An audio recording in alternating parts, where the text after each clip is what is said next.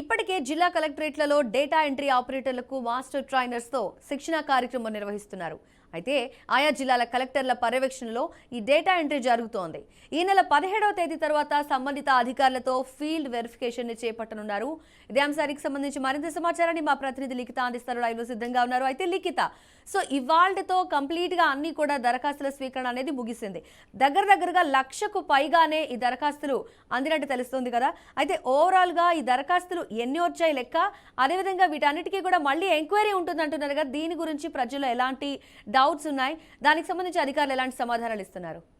Right Mounika, ప్రస్తుతం మనమైతే కార్వాన్ దగ్గర ఉన్న ఒక సెంటర్లోనైతే ఉన్నాము. ఇక్కడ వచ్చేసరికి ఇప్పటికే దాదాపు 20,000కు పైగా దరఖాస్తులు అయితే అయిపోయాయని చెప్తున్నారు.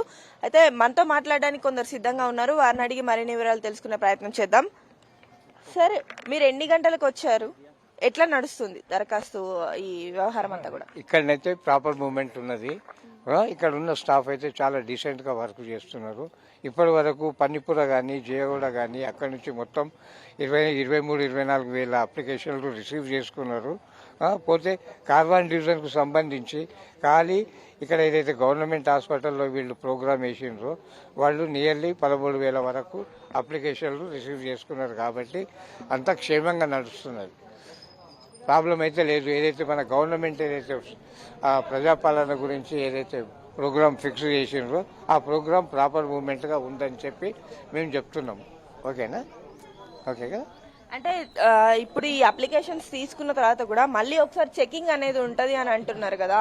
సో ఈ చెకింగ్ ప్రోగ్రామ్ వల్ల ఇంకేమైనా అవకతవకలు ఉంటే బయటపడే అవకాశం ఉంది అని అంటున్నారు కదా. ఏమైనా జరిగి ఉండొచ్చు అనుకుంటారా? అది ఈ ప్రోగ్రామ్ అన్న తర్వాత మన సీఎం గారు ఏమన్నారంటే కొంతమంది ఏదైతే రాంగ్గా ఏదైతే స్టెప్ వేసి ఫామ్ ఫిల్లింగ్ కరెక్ట్ లేనప్పుడు మళ్ళీ ఒకసారి మండల ఆఫీస్ ద్వారా కూడా అప్లై చేసుకోవచ్చు అని చెప్పిండు. కాబట్టి ఇక్కడ ప్రాపర్ మూమెంట్ ఉన్నది. ఇప్పటి వరకు ఒక్క అప్లికేషన్ కూడా రిజెక్ట్ అనేది లేదు. అంతే సంగతి. అబ్బాయి ఇక్కడ ప్రస్తుతం మనతో మాట్లాడడానికి కొందరు వాలంటీర్స్ అయితే సిద్ధంగా ఉన్నారు. వారిని అడిగి మరిన్ని వివరాలు తెలుసుకునే ప్రయత్నం చేద్దాం. సార్, మార్నింగ్ నుండి కూడా ఎంతమంది వచ్చారు? ఇప్పటి వరకు ఎన్ని అప్లికేషన్స్ పోయినాయి? ये हमारे वार्ड 65 के अंदर 12,000 हुए. 12,000 फॉर्म से, जिसके अंदर राशन कार्ड के 3,000 फॉर्म है और ये जो स्कीम है स्कीम के 9,000 हुए हमारे पब्लिक के 9,000 हुए हमारे पास यहाँ पर.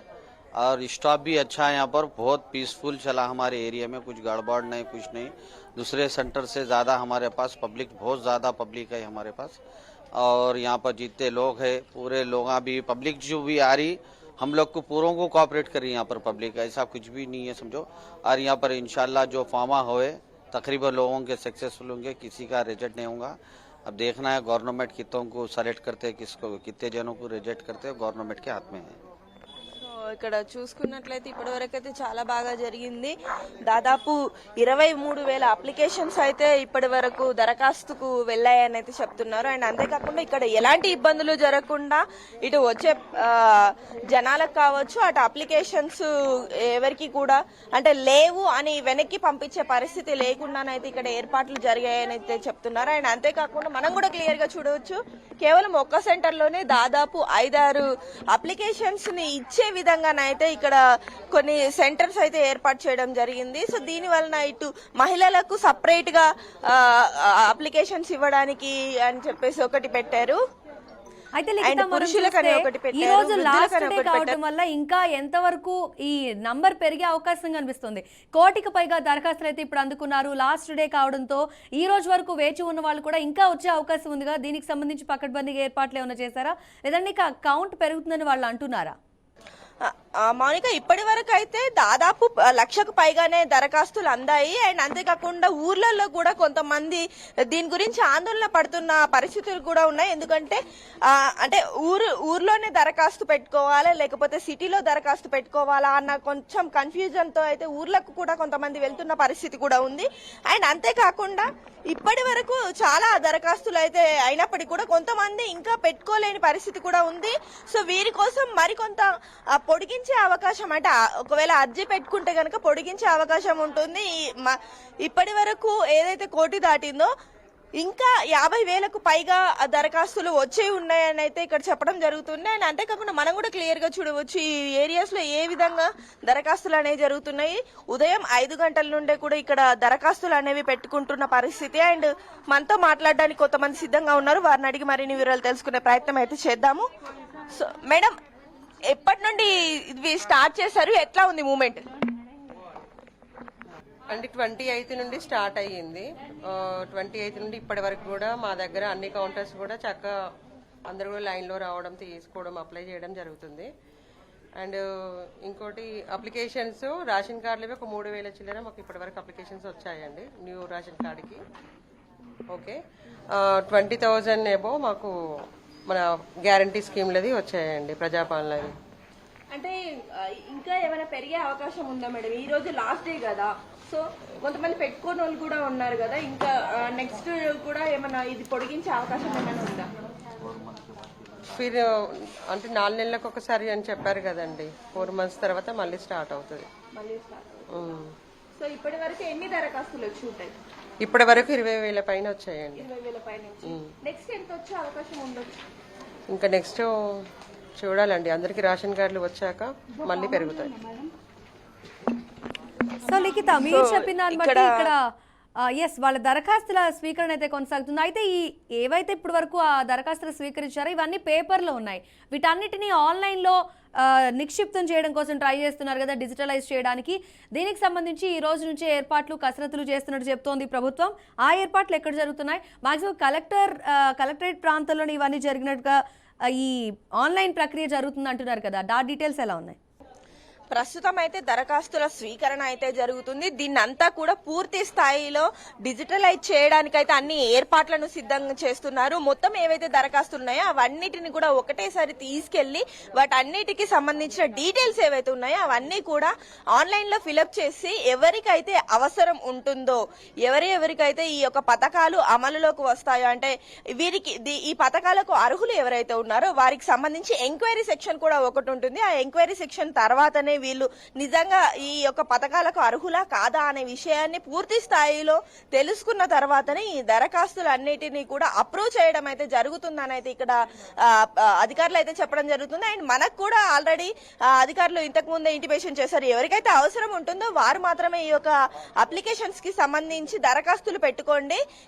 ఎందుకంటే ఇట్లా చేయడం వల్ల ఎవరైతే నిజంగా అర్హులు ఉంటారో వారికి మాత్రమే ఇవి అందే అవకాశం ఉంటుంది. కాబట్టి చాలా జాగ్రత్తగా ఈ యొక్క అప్లికేషన్స్ అనేటివి పెట్టుకోండి అని కూడా ఇంతకు ముందు విన్నవించడం అయితే జరిగింది.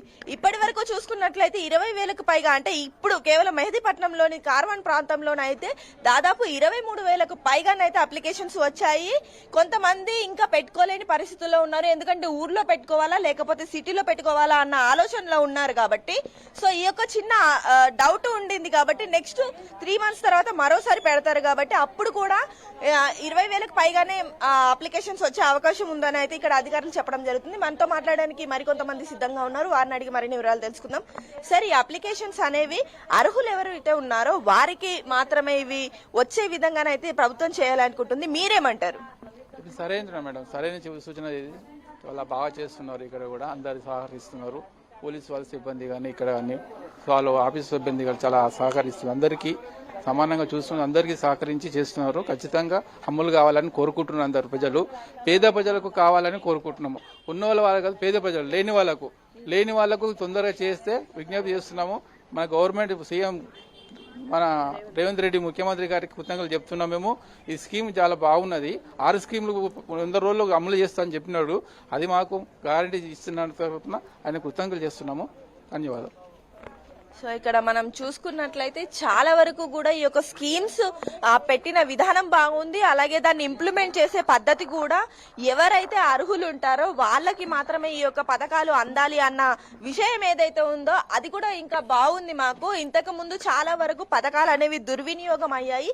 ఈసారి ప్రభుత్వంలో అట్లాంటి దుర్వినియోగాలు అనేవి జరగకుండానైతే ఈ యొక్క ప్రభుత్వం ఏదైతే ఉందో అది జాగ్రత్తలు తీసుకోవడము నచ్చింది అని కూడా ఇక్కడ కొంతమంది చెప్పడం జరుగుతుంది. కొంత ఇబ్బంది ఏదైతే నిన్న మొన్నటి వరకు కొంచెము ఉదయం 5 గంటలకు వచ్చి ఈ యొక్క అప్లికేషన్స్ పెట్టుకునే విషయంలో కొద్దిగా ఇబ్బంది పడ్డారో, ఇబ్బంది పడ్డప్పటికి కూడా ఇప్పుడు ఏవైతే ఎంక్వైరీ సెక్షన్ నడుస్తుంది అంటున్నారో ఇది కరెక్ట్ పద్ధతి కాబట్టి సో ఇట్లా మాకు చాలా సంతోషంగా ఉందనేది ఇక్కడ చెప్పడం జరుగుతుంది. Mounika. Right Likhitha, thanks for your details. మొత్తానికైతే మాత్రం చూసాం కదా, అప్లికేషన్ స్వీకరణ ఈ రోజుతో ముగిపోతుంది. లాస్ట్ మినిట్ లో ఎవరైనా మిస్ అయి ఉంటే ఖచ్చితంగా ఇప్పుడే అప్లై చేసుకోవచ్చు. అయితే ముఖ్యంగా గ్రామ సభలో ఎవరైతే అప్లికేషన్స్ ఇవ్వలేకపోయారో ఎంఆర్ఓ, ఎంపీడీఓ ఇలాంటి ఆఫీసులో అయితే వీళ్ళు డాక్యుమెంట్స్ సబ్మిట్ చేయొచ్చు. ఈ డాక్యుమెంట్స్ అన్ని కూడా ఆన్లైన్ చేయబోతున్నారు. చూసాం కదా ప్రజల రెస్పాన్స్ ఏ విధంగా ఉంది. దీనికి సంబంధించి అమలు చేస్తే ఇంకా బాగుంటుంది.